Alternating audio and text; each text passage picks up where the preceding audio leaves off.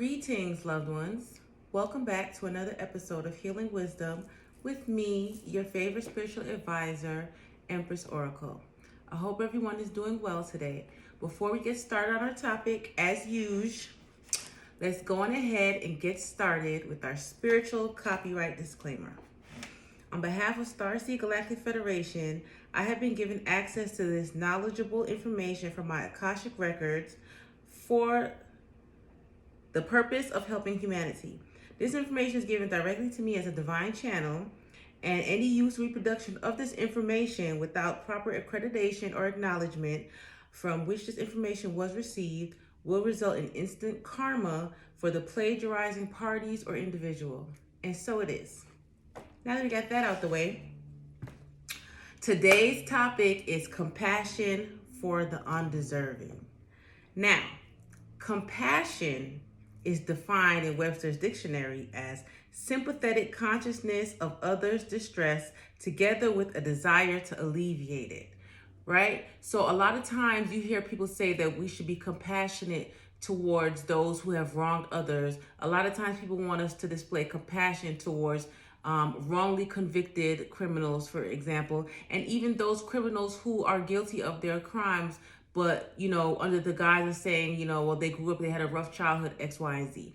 Now, that's to your discretion on whether how you choose to disseminate your compassion towards others. However, there are people that are undeserving of compassion. And I know that, it's the right thing to do. A lot of people say to forgive, and in the Christian household or whatever the hell, Christian upbringing, they say Jesus always forgives, you always turn the other cheek and everything. However, the thing is, the Bible was a book for us to go off of. It was a guidebook for us to go off of. And other cultures have different books similar to the Bible that have biblical stories and parables and whatnot, which are examples for us to go off of. But the thing that people do not realize is that there is a thing called evolution. So with compassion, when you mix that with evolution, we learn the trials and tribulations of our preceding forefathers in those historical texts. But then also, too, it is up to us to know what we can do different to where we don't end up martyrs like some of those people in those historical texts, right? Because life is about preservation, self-preservation, emotional preservation, the preservation of our empathy, our sympathy, and kindness. Because if we continue to give compassion and other in-depth, deep emotions to people who do not deserve it, then we will harden our heart. And we all know, or we all should know by now, that the greatest power of all is what? Is what? Now, y'all should know this because I told you. The greatest power of all is love. It's love, damn it. So if you keep on giving compassion and empathy to those who don't deserve it and they abuse your sources, your well will dry up. And then your heart will harden and you will have no love. And then how will you be abundant and how will you be able to manifest? Riddle me that. Yeah, didn't think so. Okay, compassion is an emotion that many narcissists, sociopaths, and emotional manipulators use to control highly sensitive individuals and maintain a control factor that may inhibit them from walking away or removing themselves from a toxic environment or narcissistic relationship.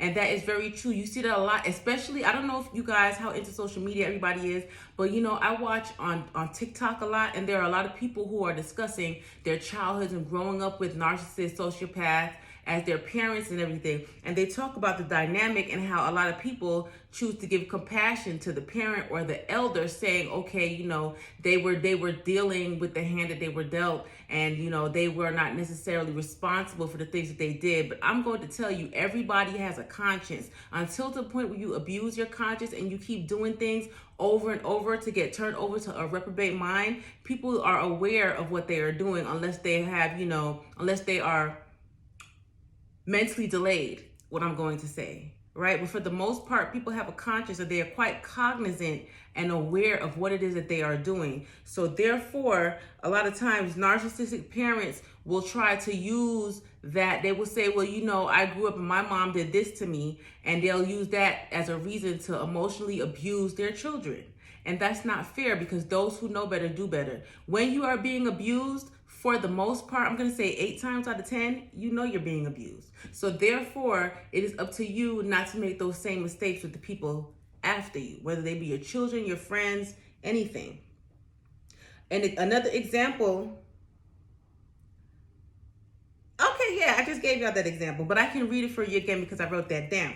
In a family dynamic where you may have grown up with narcissistic parents or sociopathic siblings or family members in certain cultures, you know, and a lot of cultures, a lot of West Indian cultures, because I myself, I'm Jamaican, but I know for a certain fact that in a lot of other Caribbean and West Indian cultures, they have a lot of sociopathic family members and narcissistic parents, and they act like it's normal. And for them, it has become normal because at this point in time now, that is a generational pattern, a generational curse. Okay, it's just been handed down. Right? But they have those certain cultures, and it's expected for you to show compassion towards their abuse or shortcomings because it tends to be blamed on upbringing instead of personal morals and integrity. And that is exactly like what I was just saying, because although you were reared in that environment, you know how it felt. You know that it shattered your self-esteem. You know it made you doubt yourself. So those who know better do better. That is your own personal morals and integrity why you choose to continue that pattern and that destructive cycle in your family, whether it is a cultural tradition or not.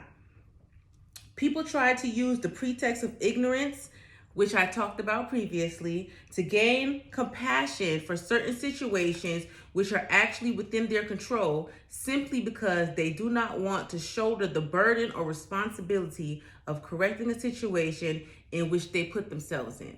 And I see that a lot of times also, because for a lot of people, ignorance is bliss. And if they say they didn't know, or they didn't know any better, or that's what they used to, then they feel like that gives them a pass to go ahead and do things. But yet they still feel as though they earned the compassion from the people that they are abusing. And that's how people end up with Stockholm syndrome and everything. And that's not fair for you to think that it is okay or it is normal to give tender emotions and feelings such as compassion to others and want to aid the people who have hurt you. It is better for you to walk away and preserve yourself. And sometimes it may be hard because, as I said before, those people may be close friends that you grew up with. They may be family members. They may be fond co-workers that you spent 20 plus years with, and they felt like a family to you. But you should always love yourself more.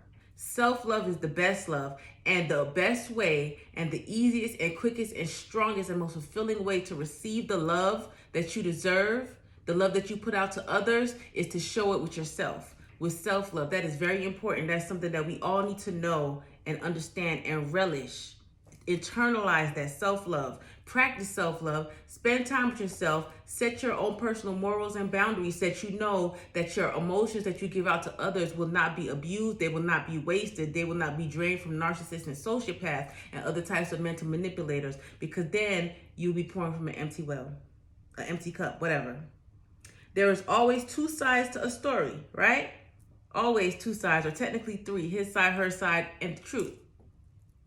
And proper discernment can help you make an unbiased decision on who truly deserves your true compassion, so you are not putting energy into lost causes or people who will only run back into the same stressful or compromising situation you just saved them from. Because there's a lot of people who like to play victim. But once you take them out of that situation, once you show compassion for them and you aid them in that situation or out of that situation, they're quick to run back into another situation very similar. Same shit, different toilet. It's then that you have to learn that pattern. Okay, some people, they like the thrill of being in those situations, but once the heat gets too much, or once they want to be elevated and made to feel better about themselves, they will turn to you, the empath, the compassionate individual, and they will drain you of all of your love, and they will go back to that toxic environment. And at some point, we have to break the cycle. We have to know who deserves our compassion, when to give our compassion. And you have to mete your compassion out to people graciously and carefully.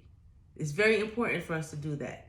That was a short and sweet message for you guys, but I love you all. Be safe, and don't forget to check out my Etsy shop, Empress Oracle Shop. There I have all different healing crystals for men, women, children, for any part of your spiritual journey, for balance, clarity, and to attract the love that you truly deserve.